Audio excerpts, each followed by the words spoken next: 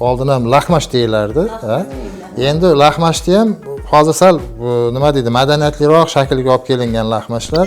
U tuzalish yo'liga o'tmaganligidan dalolat beradi degan xulosa beryapti.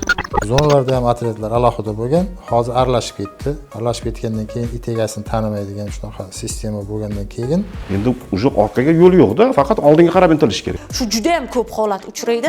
Shu kolonkaga chiqarmaslik maqsadida, muddatini cho'zish maqsadida jazolaydi. Bitta shaxs qo'lida qolish kerak emas. Biznikida qog'ozda qolib ketyapti qonunlar. Masalan, advokatlar ichkariga kirib buni ko'rmaganmiz. Buni isbotlovchi video kamera taqdim qil.